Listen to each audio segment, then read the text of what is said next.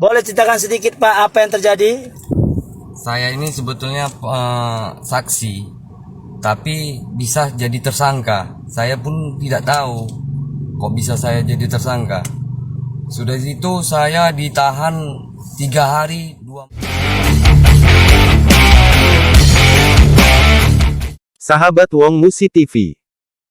Viral di media sosial di mana seorang saksi atau korban dijadikan tersangka. Video yang diunggah oleh akun TikTok @rinovsianturi ini menjelaskan bahwa kasus ini terjadi 1,5 tahun yang lalu, tepatnya tanggal 20 Juni tahun 2020.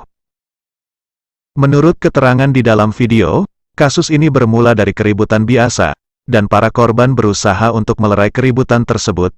Namun tanpa mereka ketahui beberapa hari kemudian mereka mendapat surat panggilan ke kantor polisi, tepatnya di Kapolres Serdang Bedagai. Semula mereka adalah saksi, tapi setelah melalui pemeriksaan mereka dinaikkan menjadi tersangka.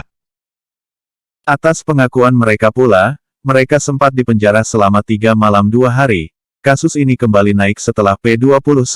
Para tersangka ini akan menjalani persidangan atas kasus yang menimpa mereka.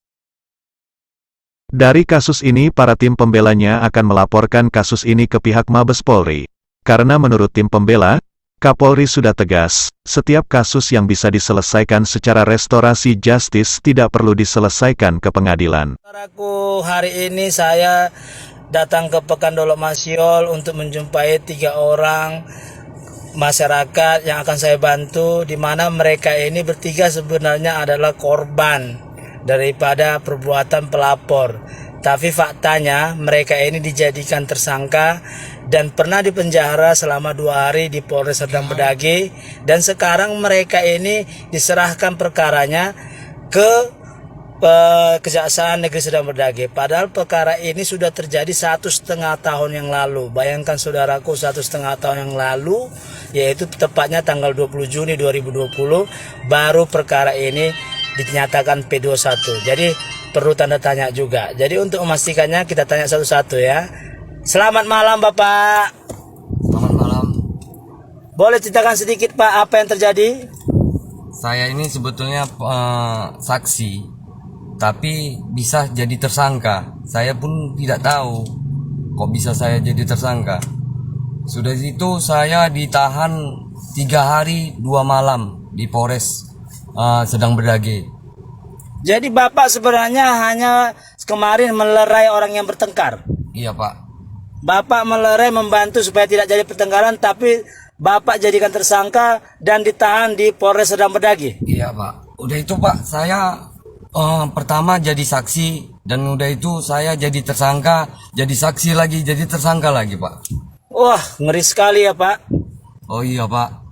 Jadi ini satu lagi nih klien saya. Selamat malam Bapak. Malam Pak. Boleh Bapak ceritakan apa sebenarnya terjadi Pak? Ya sebetulnya saya ini korban yang dianiaya, dicekek, ditunjangi kan gitu.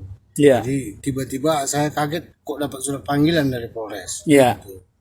Terus Bapak memang dipenjara juga di Polres Serdang Bedagai? 3 hari 2 malam Pak saya ditahan di sana Pak.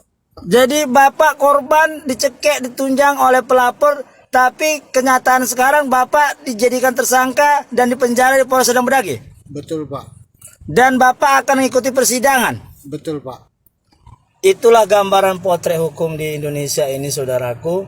Banyak mungkin masyarakat yang seperti ini, karena ketidaktahuan hukumnya mereka mengikutin aja.